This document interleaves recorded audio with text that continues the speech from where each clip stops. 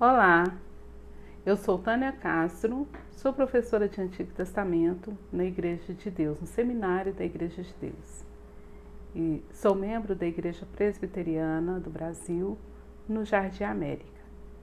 O propósito desse vídeo é uma escola bíblica dominical para a igreja local, sendo que é um vídeo preparado a partir de uma publicação, de um estudo bíblico que foi preparado pelo reverendo Anderson Satter, de Governador Valadares, em Minas Gerais. Então, todo o roteiro segue esse estudo preparado pelo reverendo Anderson. Bom, nós vamos falar sobre a atualidade de Ageu. Ageu é um livro muito especial, eu particularmente, quem me conhece já sabe, eu gosto muito da leitura de Antigo Testamento, especialmente dos profetas. Eu percebo que os profetas têm muito a nos dizer, apesar de a mensagem deles, o público-alvo, a princípio, é uma geração muito distante da nossa, né? Se nós considerarmos o profeta Ageu, que é o alvo do estudo de hoje, ele ministrou por volta de 520 antes de Cristo. Ou seja, nós estamos a 2500 depois de Ageu. E, no entanto, apesar da distância, apesar do tempo, o livro de Ageu ainda tem muito a nos ensinar, ainda tem muito para falar conosco, porque a palavra do Senhor ela é viva e ela nunca volta vazia. Então eu quero convidar você para poder tirar esse tempo, vou tentar não ser muito demorada e tentar ser bem clara nas minhas explicações. Caso vocês tenham dúvida, vocês posteriormente podem entrar em contato comigo pelas redes sociais. Enfim, nós temos aqui o livro de Ageu, a proposta do livro de Ageu, e eu quero ler a princípio com vocês 6 versículos. Era o 2º ano do rei Dario, e quando a palavra do Senhor veio a Ageu, para que ele transmitisse essa mensagem ao governador Zorobabel e ao sacerdote Josué. Versículo 2: Assim fala o Senhor dos exércitos, este povo diz, não veio ainda o tempo em que a casa do Senhor deve ser edificada. Veio, pois, a palavra do Senhor por intermédio de Ageu, dizendo, acaso é tempo de habitardes vós em casas apaneladas, enquanto esta casa permanece em ruínas? Ora, pois, assim diz o Senhor dos exércitos, considerai o vosso passado. Tendes semeado muito e recolhido pouco. Comeis, mas não chega para fartar-vos. Bebeis, mas não dá para saciar-vos. Vesti-vos, mas ninguém se aquece. E o que recebe salário, recebe-o para pô-lo no saquetel furado. Esse texto ele vem nos mostrando a condição que os filhos de Israel nesse momento se encontravam. A primeira coisa que eu quero falar dentro do contexto de Ageu, da situação de Ageu, é que quando ele foi chamado para transmitir especialmente essa mensagem, havia aproximadamente 16 anos que os filhos de Israel haviam sido repatriados. Eu vou estar colocando para vocês os slides dessa contextualização, mas enfim, os filhos de Israel foram para a Babilônia por volta entre 606 e 597 e por fim em 586 com a queda de Jerusalém e a destruição do templo.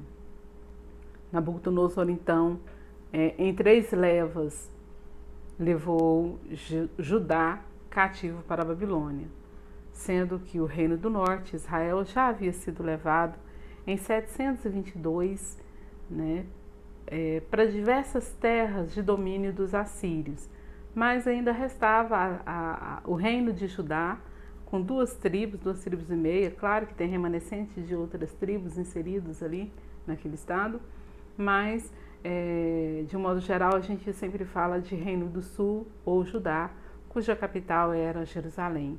E quem governava em Judá, desde a divisão do reino, quando da morte de Salomão, vinha sendo sempre descendente de Davi, né? Exceto um curto período que foi governado por Atalia, que era estrangeira. Então, quando Deus chama Ageu para profetizar, como nós dissemos, já havia 16 anos que o exílio babilônico havia acabado e que o povo já estava, de certa forma, repatriado. Os que não estavam, não fizeram, talvez por não terem condições de voltarem ou porque preferiram ficar onde estavam. Mas onde eles estivessem, eles gozavam agora da liberdade de poder voltar e retomar sua vida na terra natal. Porém, apesar deles terem voltado para Judá, né, em 537 aproximadamente, e o decreto de Ciro, que foi quem os libertou, determinava que eles poderiam então voltar, tinham liberdade para voltar para Judá, para reconstruir o templo e retomarem suas vidas ali, claro, ainda debaixo de um governo, né, medo-persa. E quando eles voltaram, o texto de Esdras, né, o livro de Esdras vai narrar que eles começaram a reconstrução do templo, eles lançaram os fundamentos do templo. Alguns acreditam que eles tenham lançado o fundamento, lançado ali uma pedra, erguido um altar, oferecido sacrifícios, mas que alguns intempéries, algumas dificuldades externas fizeram com que eles abandonassem a obra, né? E as adversidades, as dificuldades, claro, não há que negar, né, que vem com poucos recursos, apesar de terem recebido um pouco do governo para que retomassem essa construção, mas eles vêm com poucos recursos. E tendo então alguns adversários que vão interferir e tudo, eles então acabam por paralisar essa reconstrução do templo por 16 anos. Só haviam lançado a pedra fundamental. E aí o Senhor então chama Ageu, né, e conscientiza Ageu para chamar esse povo para a retomada dessa obra, para a retomada, né, desse trabalho que era muito importante. Uma das propostas de pensarmos dentro dessa lição será que podemos, né, relacionar a mensagem de Ageu, que foi dirigida àquela comunidade, com a nossa sociedade, para a nossa igreja, né? É possível haver equilíbrio entre nossas necessidades materiais, sociais, intelectuais, né? De modo que a gente possa equilibrar isso também com as necessidades espirituais. Como atender nossas necessidades materiais sem negligenciar compromissos com o serviço, né, do Senhor, com o reino, com a causa do Senhor. Então, são algumas propostas para a gente pensar. Nós temos aqui a data, já falamos. Então, a mensagem de Ageu. Quando nós paramos para pensar, então, qual que é a mensagem, né, que Ageu de fato tem para essa comunidade? Como nós dissemos, ele vem num contexto em que o povo parou a construção do templo por 16 anos. Gente, vocês têm noção do que é isso? É muito tempo. 16 anos, você lança os fundamentos de uma casa, de uma igreja, de um templo e simplesmente deixa lá só nos fundamentos. Alegadamente, não, é porque nós temos uns vizinhos aqui que estão, né, nos incomodando, disseram pra gente paralisar e tal, escreveram cartas. Tá, mas ninguém faz nada. Seria o mesmo que nós pensássemos assim, não, a gente começou, vamos supor, né? Nós começamos a fazer uma construção aqui na igreja e veio um fiscal e embargou a obra. Tá, mas e aí? Eu vou cruzar os braços? Vou esperar quantos anos? Eu não vou tomar uma atitude, eu não vou atrás das autoridades, tomar uma atitude e pedir, né? E ver o que eu preciso adequar para poder então fazer esse trabalho. Era esse o comportamento que os moradores de Judá tiveram. Ah, tá tendo umas adversidades, mandaram a gente parar, vamos embora parar. Só que vamos parar e vamos cuidar das nossas vidas. Que afinal de contas, a gente acabou de chegar de um exílio, nós estávamos fora da nossa terra e nossas propriedades estão aí cheias de ervas daninhas, né? Se nós considerarmos, por exemplo, o grande período que eles ficaram fora, né, dos seus territórios, de suas propriedades, eu costumo dizer que a fazenda deles, se não tivessem invasores, né, ela estaria um cerrado natural novamente, né? Porque assim, eles ficaram na Babilônia, a maioria, vamos assim dizer, desde 586 até 537. Dá quase 50 anos de terra abandonada. Então, 50 anos de solo largado, abandonado, realmente, né? Tá um caos. Então, onde antes só tinha ervas daninhas, agora você quase que tem uma mata para poder desbravejar, né? Porque muitas plantações, muitas árvores, que animais transportam sementes, né? Então muito vai ter mudado no solo das propriedades. Então, as pessoas, quando voltam e retomam suas propriedades, também tem muita atividade no campo para ser feito, né? E acresça-se que muitas casas estão destruídas, muitas casas já nem existem, né? Então, eles terão que reconstruir também suas casas, também terão que reconstruir suas lavouras.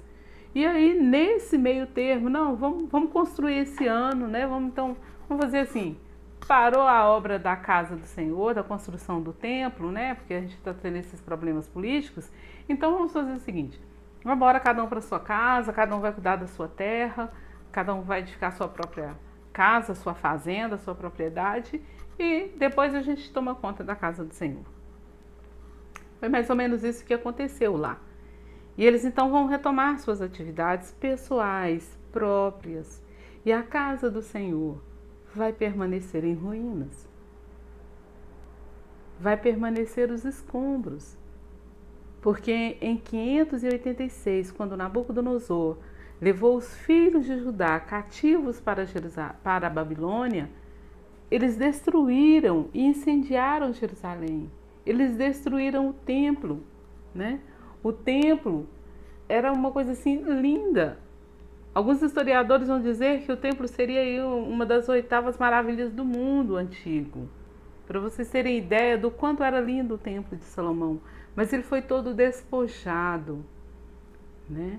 Todos os tesouros foram roubados, as pedras, as grandes pedras com as quais ele foi construído, foram derrubadas.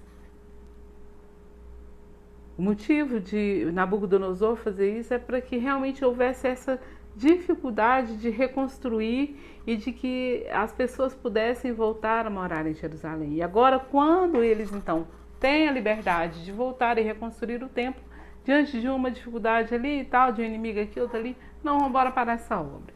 E pararam.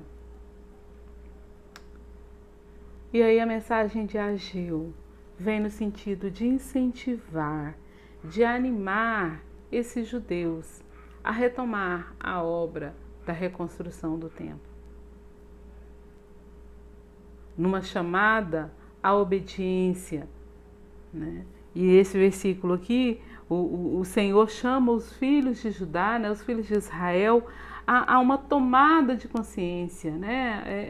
Vamos fazer o seguinte, vamos considerar como vocês estão vivendo, né? Será que não tem alguma coisa errada no meio dessa situação? Porque, olha, acaso é tempo, diz o versículo 4, acaso é tempo de habitardes vós em casas apaneiladas, enquanto esta casa permanece em ruínas? Muitas vezes nós nos preocupamos com as nossas vidas. com o nosso bem-estar. E a casa do Senhor nem sempre é priorizada. E eu não vou nem dizer tanto no sentido de não ser priorizada, mas muitas vezes a casa do Senhor, coisas relacionadas, trabalhos relacionados com a casa do Senhor, nem sempre são valorizados. Nem sempre nós damos a importância, o real valor que ela tem.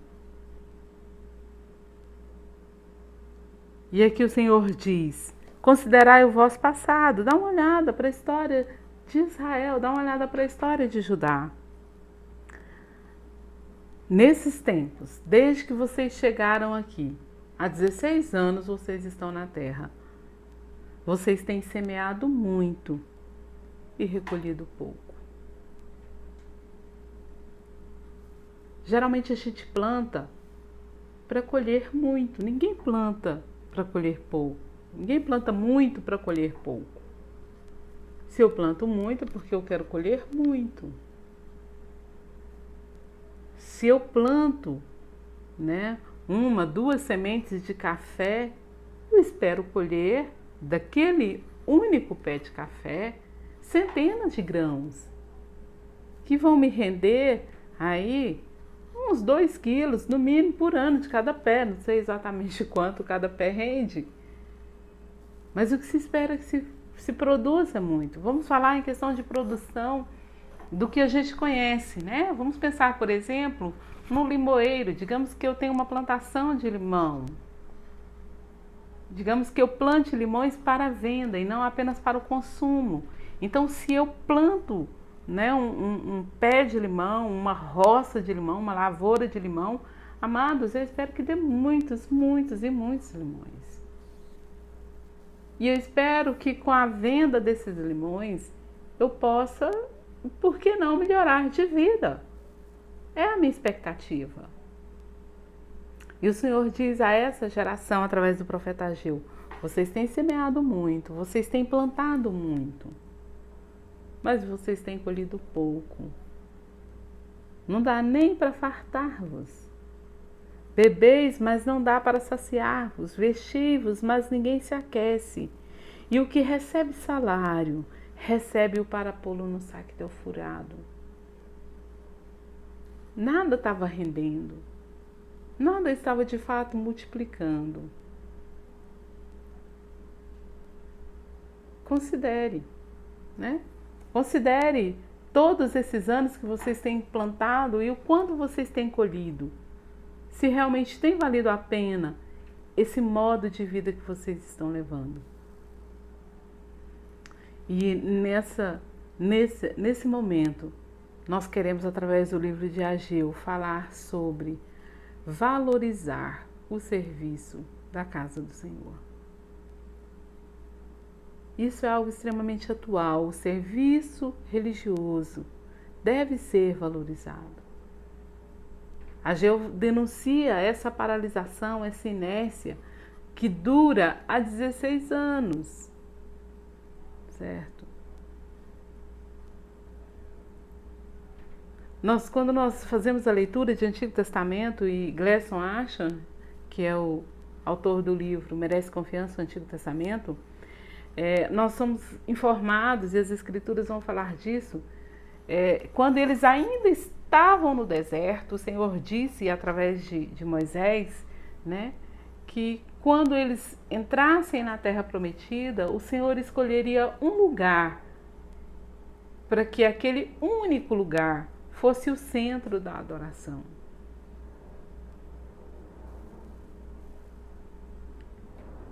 E agora, justamente o que deveria ser o centro, o lugar da adoração central,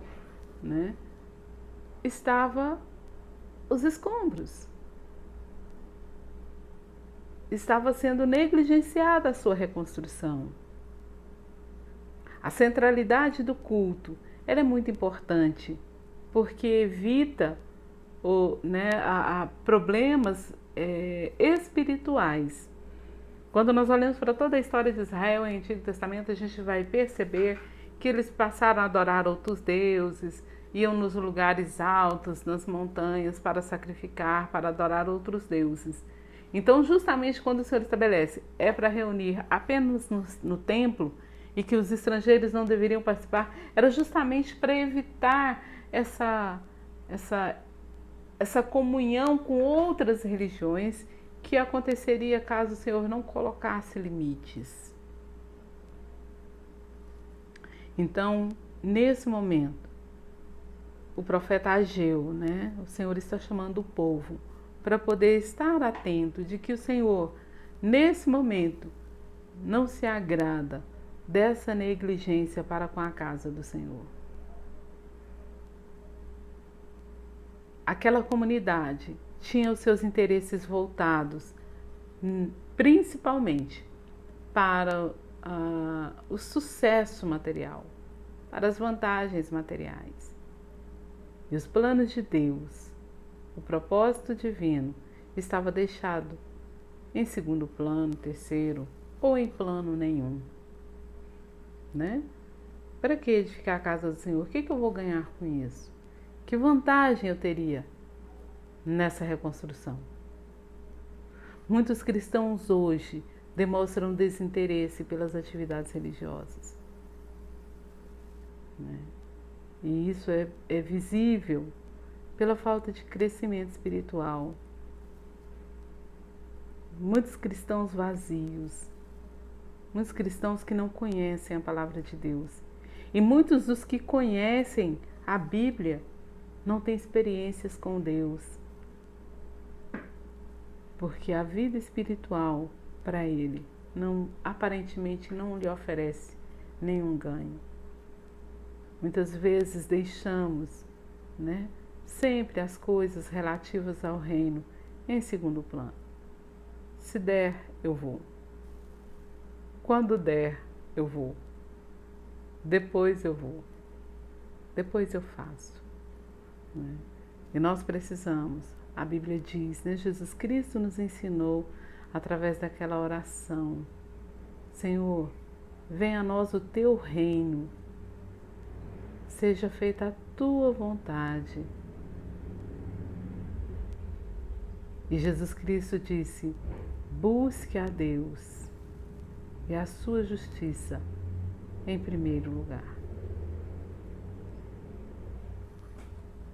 Uma segunda lição que nós temos no livro de Ageu é o estímulo para o serviço. Essa é a principal função do profeta Ageu: incentivar o povo a trabalhar, abandonando a indiferença, o ócio, o desestímulo pelo serviço sagrado. Ageu 2, versículo 4, versículo 5 diz assim, ó: ora, pois, sê forte, Zorobabel, diz o Senhor, sê forte, Josué, e tu, todo o povo da terra, sê forte e trabalhai, porque eu sou convosco, diz o Senhor dos exércitos. Segundo a palavra da aliança que fiz convosco quando saístes do Egito, o meu espírito habita no meio de vós, não temais. Nós sabemos que a vida cristã,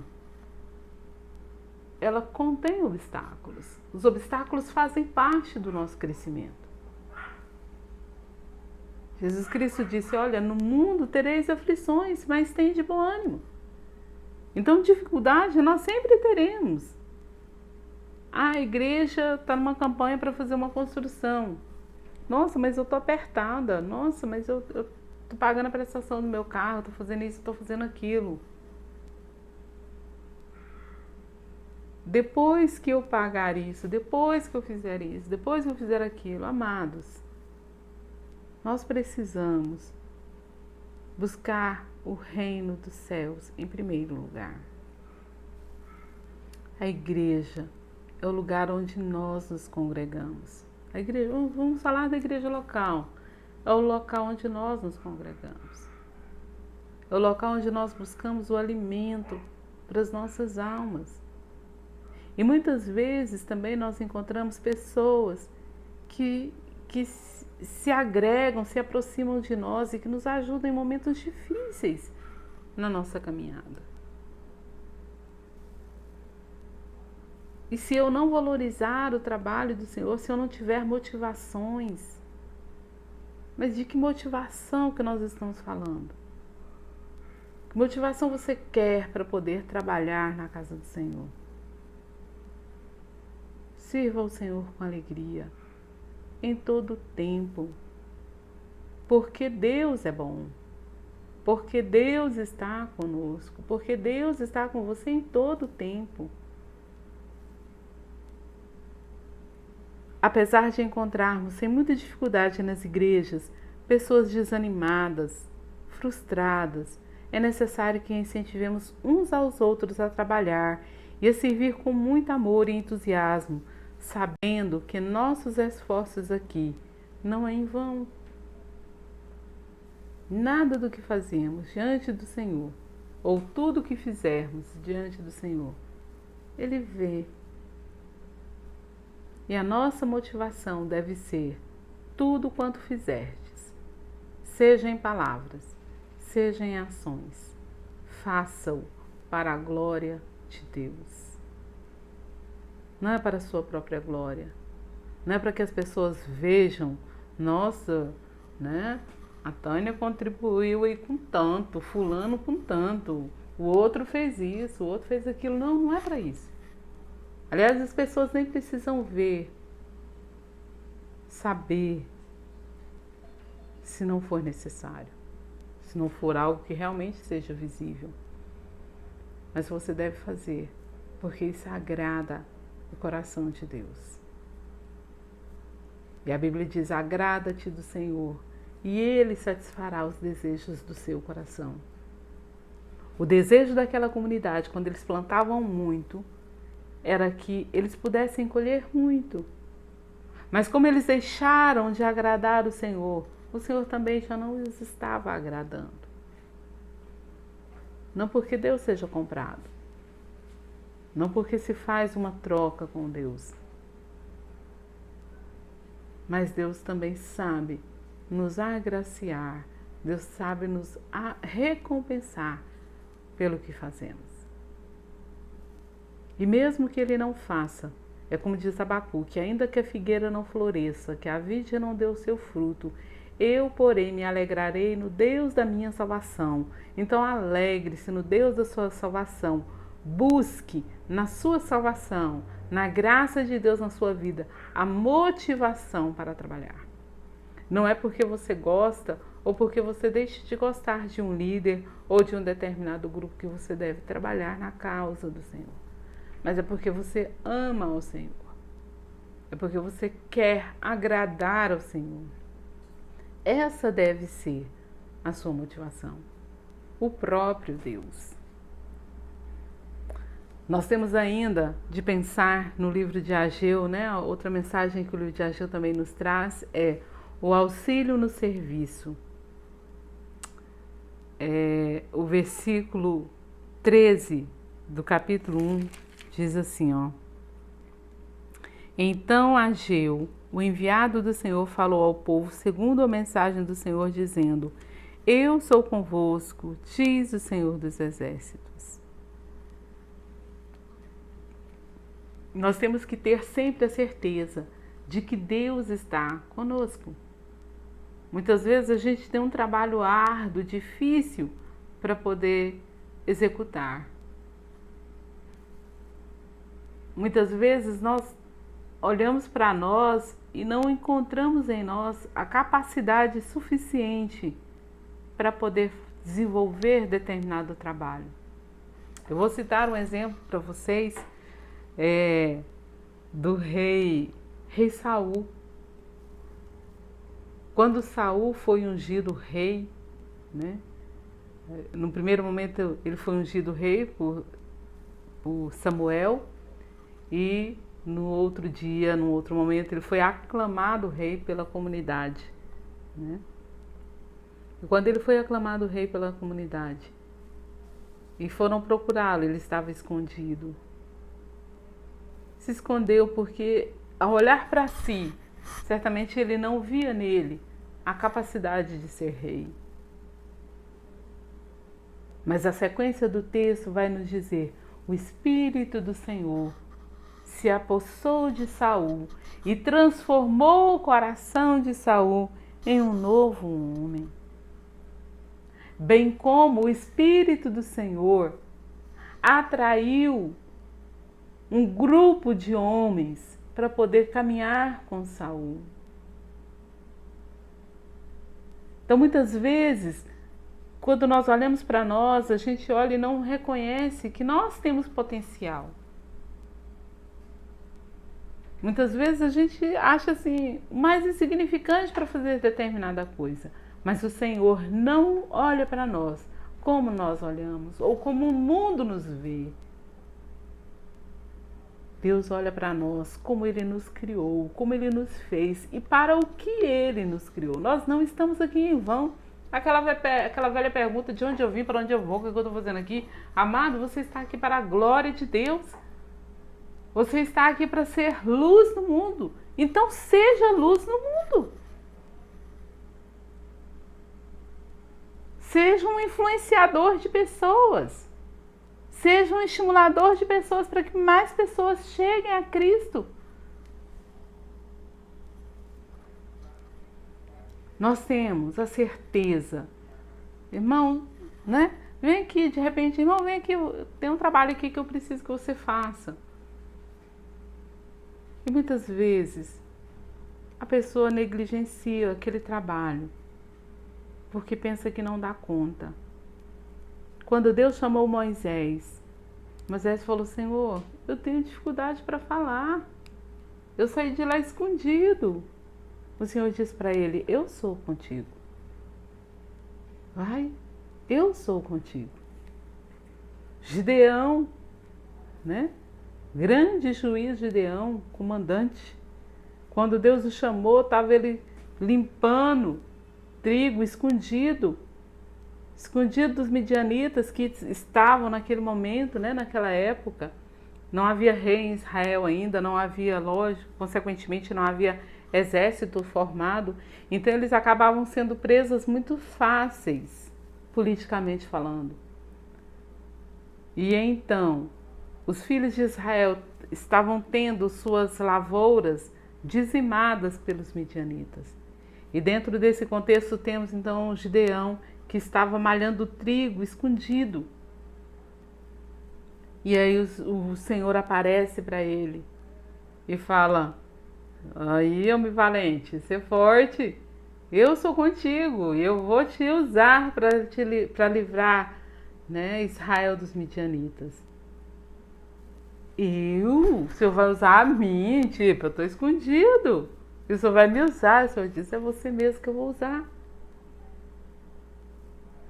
Josué, logo após a morte de Moisés, né, está um pouco antes de Gideão, Josué também vive experiência semelhante.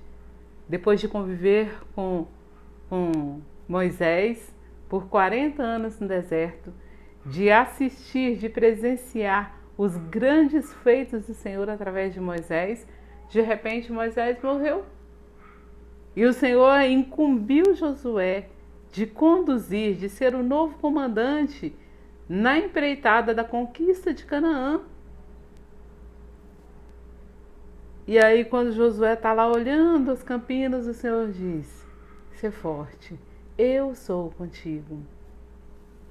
Então, para o serviço da casa do Senhor, para trabalharmos na casa do Senhor, tenhamos certeza, tenha você certeza de que o Senhor é contigo, de que o Senhor te capacita.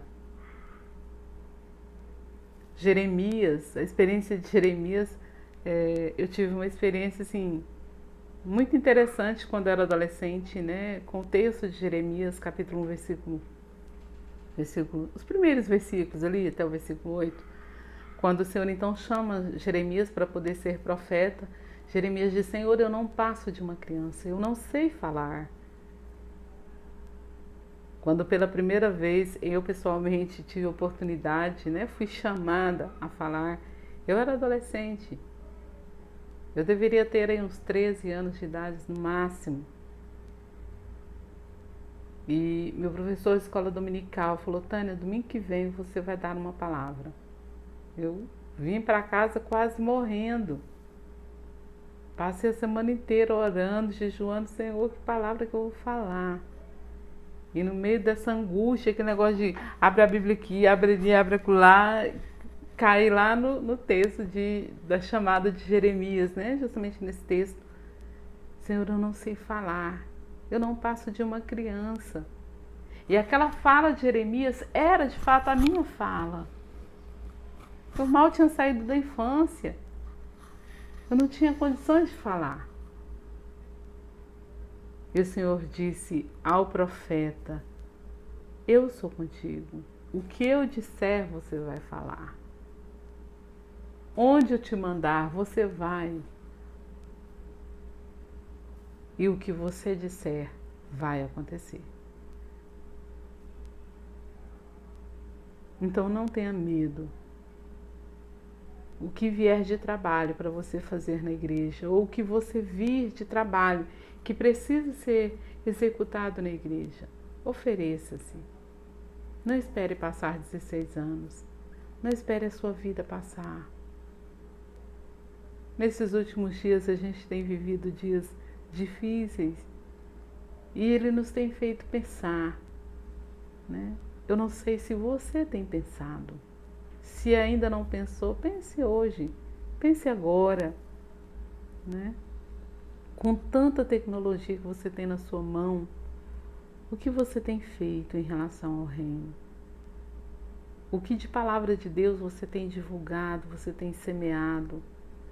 Eu não diria de ficar mandando, né, post toda hora por WhatsApp para alguém num grupo. Não estou dizendo disso, porque isso as pessoas estão cheias. Ninguém quer celular lotado de postzinho, de fotografia. Semeie a palavra de Deus. Ligue. Está em casa? Está de quarentena? Liga para alguém. Lembre de alguém que você sabe que precisa ouvir sua voz. Que a voz do Senhor vai chegar no coração dele como águas, como água potável, como mansas águas. Deixe o Senhor te usar.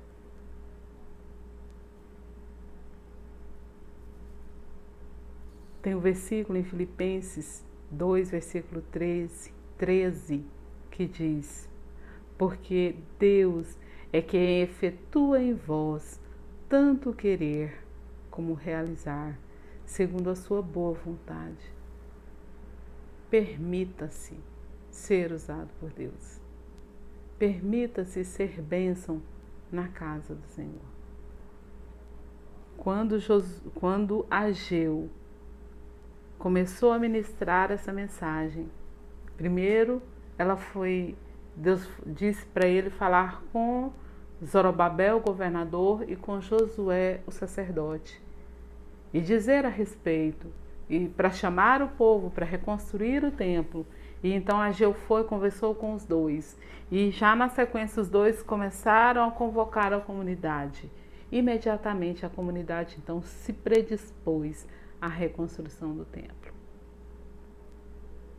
E com os recursos poucos, né? Com poucos recursos, eles se levaram 4 anos para reconstruir a casa do Senhor. Meus queridos, e quando eles construíram, quando eles terminaram, muitos choraram de alegria por verem o templo construído novamente.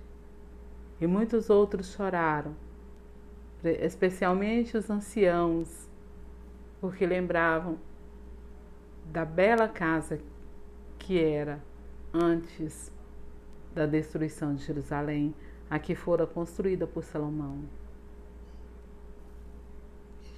Mas o Senhor disse a eles, desde esse dia, quando eles recomeçaram a reconstruir, no versículo, o Senhor vai dizer, desde esse dia eu vos abençoarei. Eu vou mover de todos os lados. Deixa eu pegar aqui o versículo do Senhor. capítulo 2, versículo 4. Ora, pois, sê forte, Zorobabel, diz o Senhor, sê forte, Josué e todo o povo, porque eu sou convosco. Segundo a palavra da aliança que fiz convosco quando saístes do Egito, o meu espírito habita no meio de vós, não temais.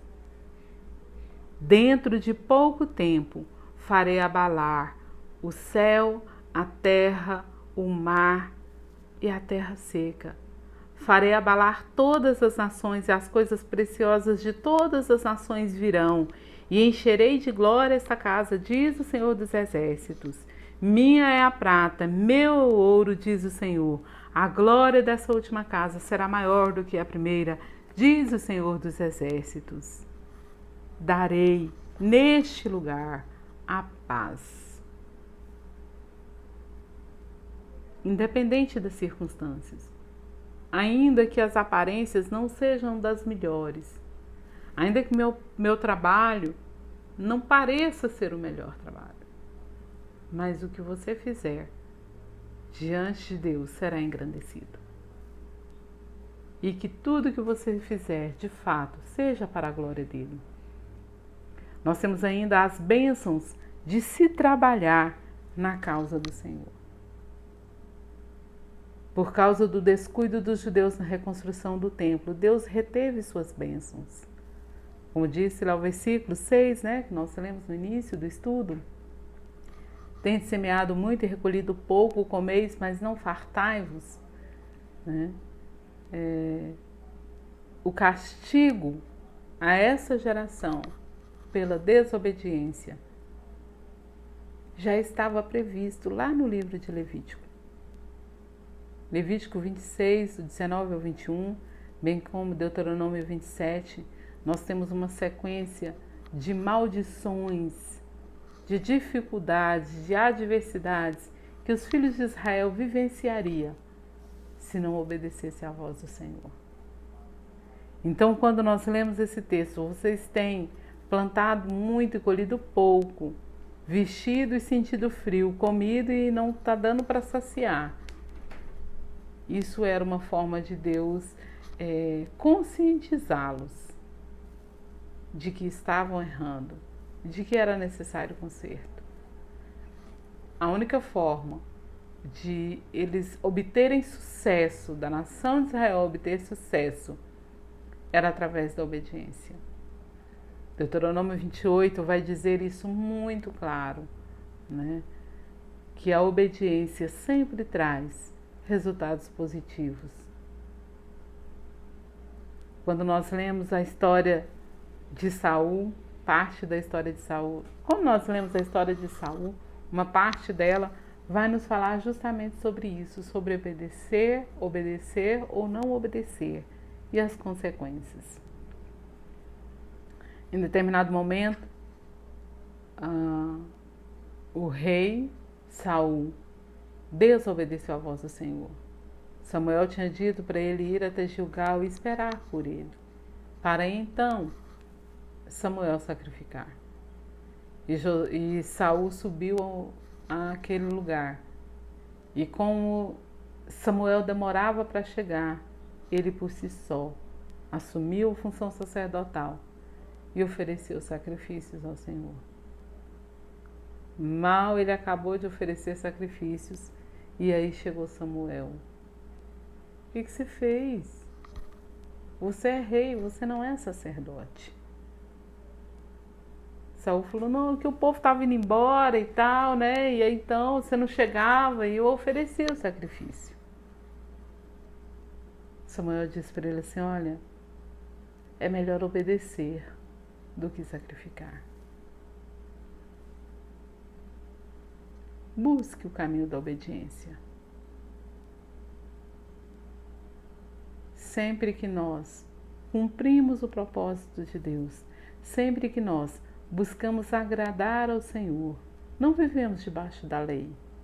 Essa sociedade vivia. Nós não vivemos debaixo da lei cerimonial. Nós não vivemos debaixo de lei palestiniana. Mas nós vivemos debaixo do governo divino.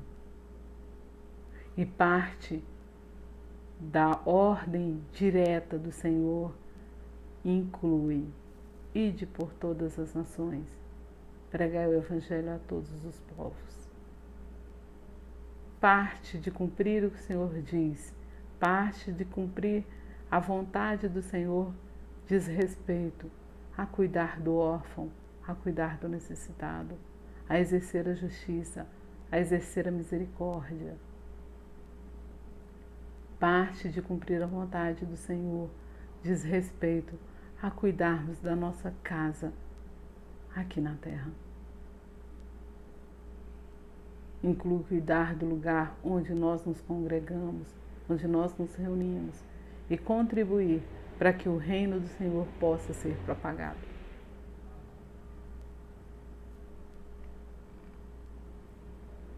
Temos diante de nós o desafio de nos comprometer e colaborar na edificação da Igreja de Cristo com alegria, com entusiasmo e esperança, sabendo que tudo o que fizerdes, seja em palavras, seja em ação, fazei-o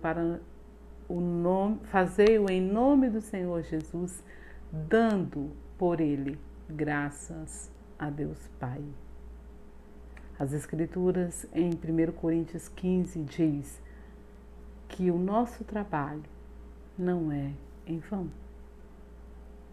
Então, amados, busquemos de uma forma ou de outra atender, fazer a vontade do Senhor, nos ocupar com as coisas lá do alto, porque é de lá que vem a nossa salvação. Não queremos dizer abandone as coisas terrenas, abandone, largue de trabalhar, né? Esqueça sua família, não arrume sua casa, né? Não compre um carro. Não estamos querendo dizer isso, jamais. Jesus Cristo diz: Pai, não peço que os tire do mundo, mas que os livre do mal. Livrar-nos do mal, da arrogância, livrar-nos do mal, do egocentrismo, de que tudo gira só em torno de mim. Livrar-nos do mal, do poder do inimigo. E que nós possamos não só cuidar dos nossos, cuidar da nossa família, mas também cuidar do reino do Senhor, cuidar do reino dos céus. Inclui cuidar de vidas, inclui cuidar do lugar onde nós nos reunimos para ouvir a palavra de Deus. A proposta do reverendo diz assim: será que Deus depende do nosso trabalho?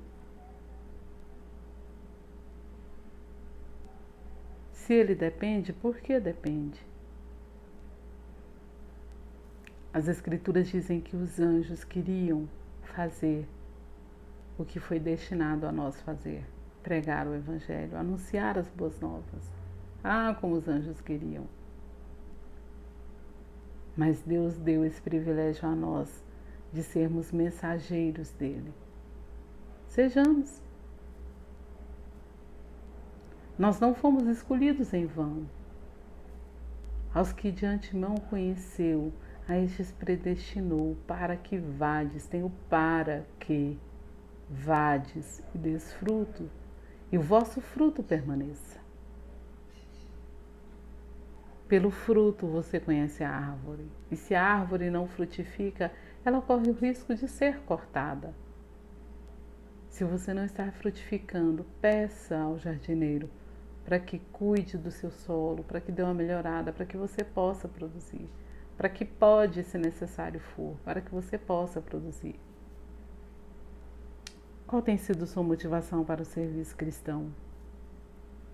Se você não tem tido nenhuma, estou te dando essa. Frutifique. Evidencie que árvore você é pelos seus frutos. E ainda uma última reflexão: que tipo de estímulo como igreja, né, nós temos proporcionado à liderança local? Do mesmo modo como nós queremos ser incentivados, nós também precisamos incentivá-los. Não paparicar, não carregar no colo, incentivar. o pastor, o líder, né, do grupo, de um determinado ministério está convocando para a gente fazer uma reunião X. Participe. Não precisa ir lá dar tapinha nas costas. Participe. E isso já é um estímulo. Que o Senhor Deus nos abençoe, que Deus abençoe a sua vida, que você possa cada dia mais estar buscando a leitura das Escrituras e compreendendo na sua integridade. E que Deus nos abençoe. Amém.